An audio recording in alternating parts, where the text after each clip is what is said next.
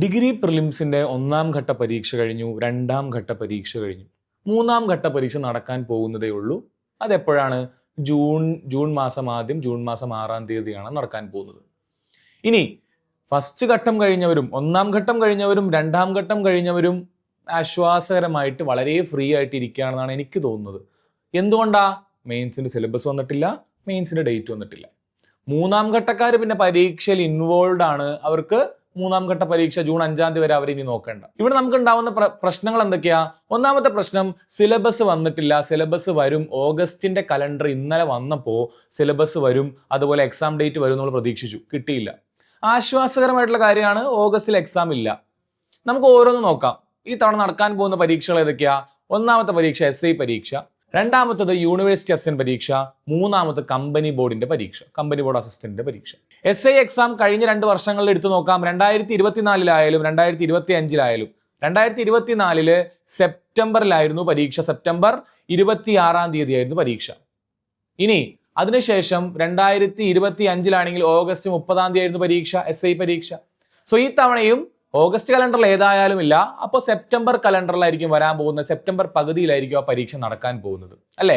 September മാസത്തിലെ 3 ശനിയാഴ്ചകൾ എടുക്കാം. September 5, September 12, September 19. അതിൽ 12 പരീക്ഷ എടുക്കാനുള്ള സാധ്യത കുറവാണ്. കാരണം എന്താ?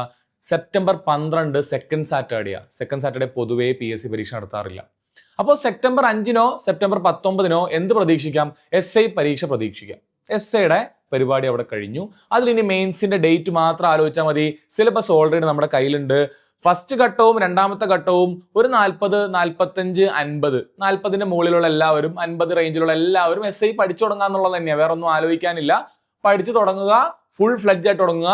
പേപ്പർ 3 അല്ലെങ്കിൽ സെക്ഷൻ 3 ഘട്ടം 3-ാം ഘട്ടം എക്സാമിന് കാത്തിരിക്കുന്ന കുട്ടികൾ എന്ത് ചെയ്താൽ മതി?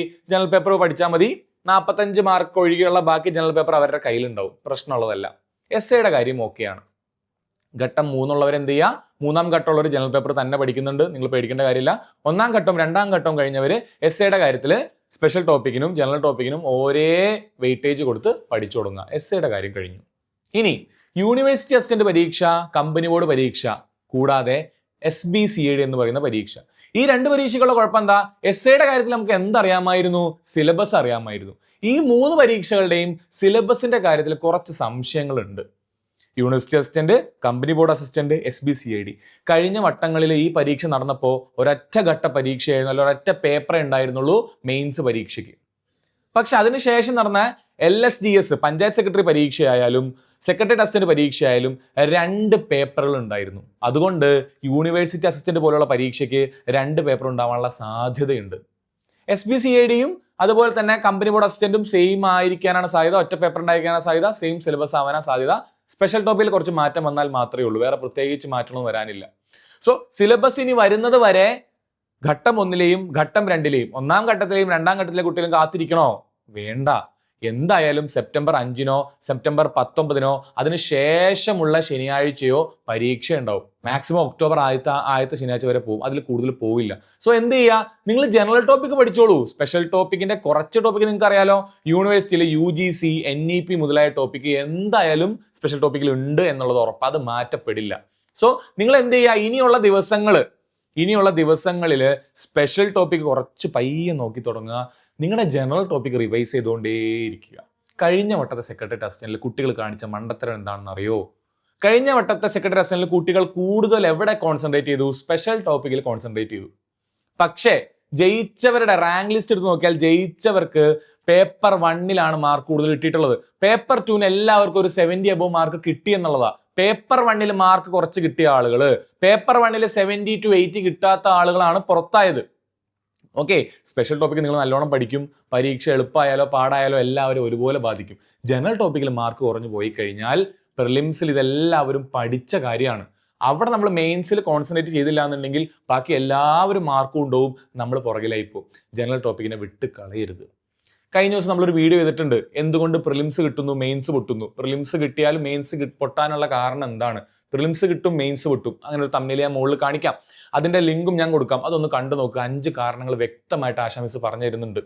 ഓക്കെ, സോ ഇതൊക്കെ മനസ്സിൽ വെച്ചുകൊണ്ട് എന്താ ചെയ്യേണ്ടത്? നിങ്ങൾ മെയിൻസിന്റെ സിലബസ് വരാൻ കാത്തിരിക്കരുത്.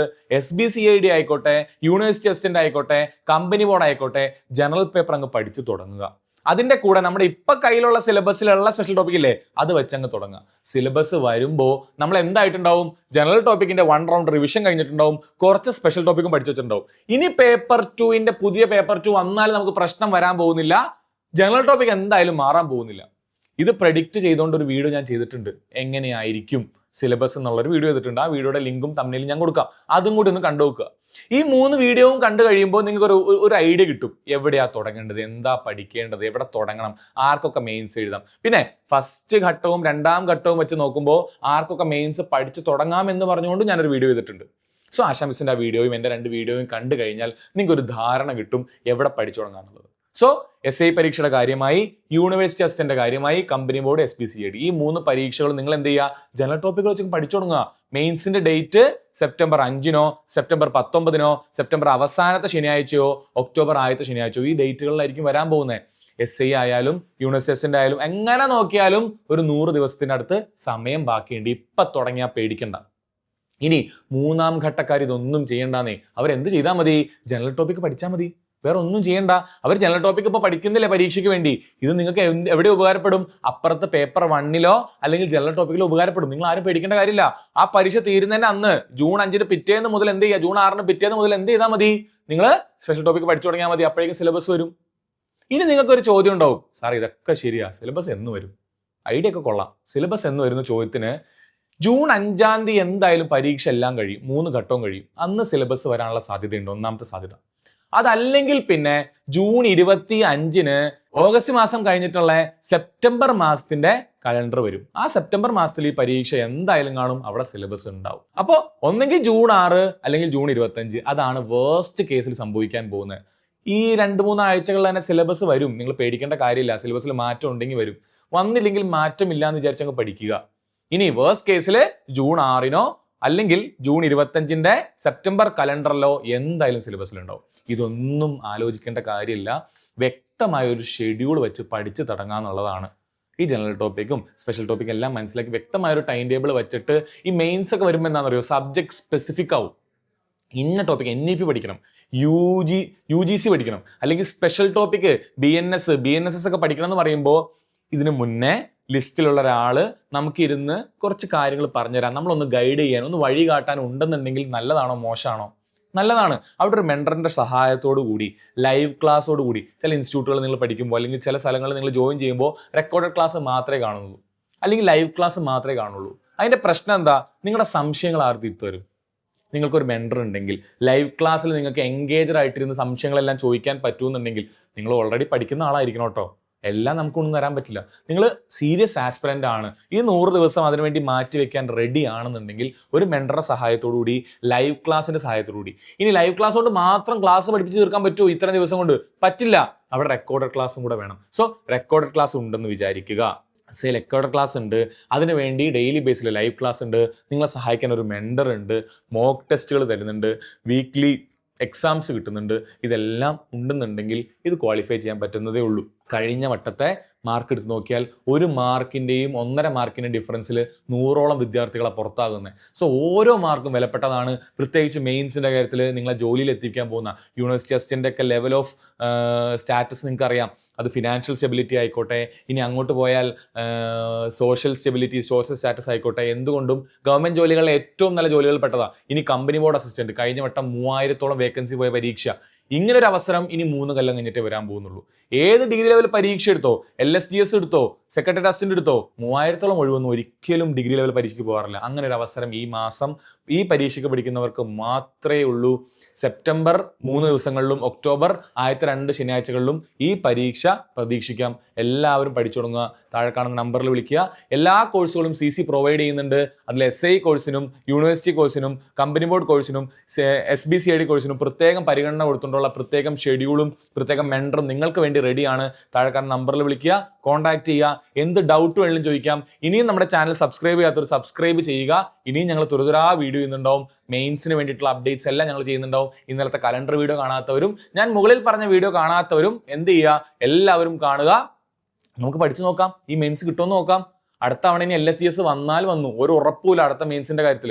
ഈ മെയിൻസിലാണ് ഏകദേശം 4000-ഓളം ഒഴിവാണ് ഈ മെയിൻസിൽ നികത്താൻ പോകുന്നത്. SPCID-യിൽ ഒരു 250-300 ഒഴിവുണ്ടാവും, യൂണിവേഴ്സിറ്റിയിൽ ഒരു 300-ഓളം ഒഴിവ്, 3000-ഓളം ഒഴിവുകൾ നമ്മുടെ കമ്പനി ബോർഡിൽ വരും. അതിന്റെ ഒപ്പം തന്നെ SIയിൽ ഒരു 100-ഓളം ഒഴിവുകൾ വരാനാണ് സാധ്യതയുള്ളത്. കൂടെ ആംഡ് SIയും കൂടെ ഉണ്ടെന്ന് ഓർക്കുക. ഇത്രയും കാര്യങ്ങളാണ്. എല്ലാവർക്കും എൻ്റെ best of luck. Thank you.